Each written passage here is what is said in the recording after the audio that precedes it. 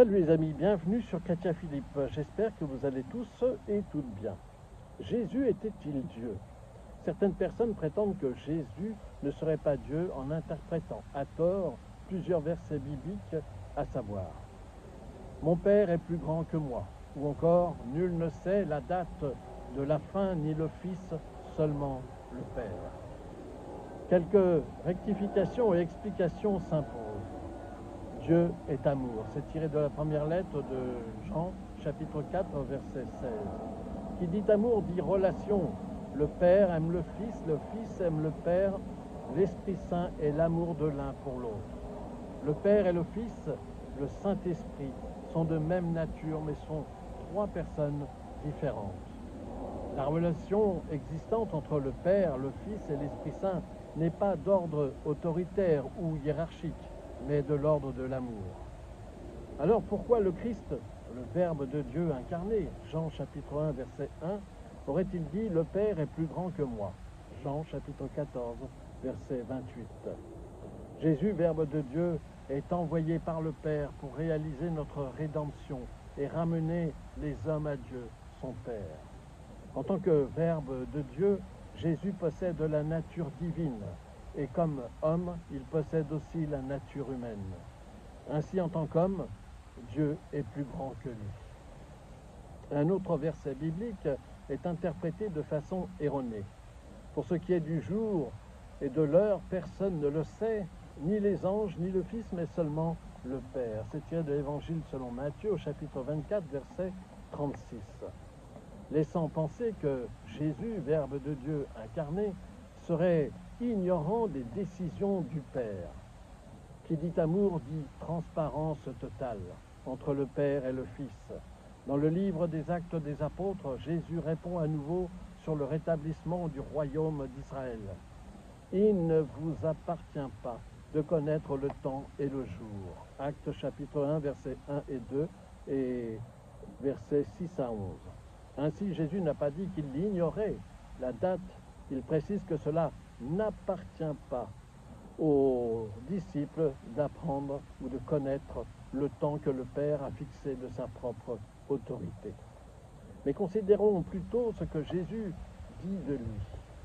Jésus se présente comme celui qui est. Si vous ne croyez pas que je suis, vous mourrez dans vos péchés. Jean chapitre 8, verset 24.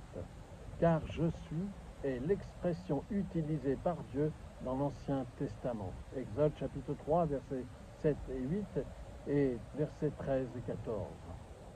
Le Père est en moi et je suis dans le Père. Jean chapitre 14, verset 11. Le Père et moi, nous sommes un. Jean chapitre 10, verset 30. Jésus est même accusé de blasphème pour s'être fait l'égal de Dieu. Jean chapitre 10, versets 33 à 38. Thomas s'exprimera ainsi devant Jésus. « Mon Seigneur et mon Dieu » Jean chapitre 20, verset 28. Baptisé au nom du Père, du Fils et du Saint-Esprit. Matthieu chapitre 28, verset 19 et 20. Le Père, le Fils, Jésus-Christ, le Saint-Esprit sont nommés à égalité. Le Fils s'est abaissé sous les anges pour un temps. Hébreux chapitre 2, verset 9. Ou encore, lui qui était de condition divine ne chercha pas à profiter de l'égalité avec Dieu. Il s'est dépouillé lui-même, prenant la condition humaine. Philippiens chapitre 2, verset 6. La divinité du Christ et la Trinité sont unanimement reconnues par toutes les églises chrétiennes, qu'elles soient catholiques, protestantes, orthodoxes, anglicanes. Seul subsiste un mouvement fondamentaliste, millénariste, bien connu pour ses visites insistantes à domicile. Ils sont encore restés disciples d'Arius, celui qui a instauré cette négation de la divinité du Christ. Le concile de Nicée en 325 et de Constantinople en 378 ont réfuté définitivement la doctrine d'Arius. Cette doctrine affirmant que Jésus, Verbe de Dieu incarné, Jean chapitre 1, verset 1, n'était pas de nature divine.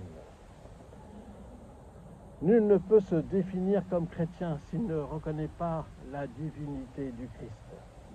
En lui habite corporellement toute la plénitude de la divinité. Colossiens chapitre 2, verset 9. Voilà, j'espère que cette petite réflexion sur la divinité du Christ vous a été profitable. N'hésitez pas à vous abonner, c'est gratuit, à partager cette vidéo, ou à me faire part de vos commentaires éventuels. Vous pouvez désormais nous rejoindre sur notre page Facebook intitulée Chrétien Philippe.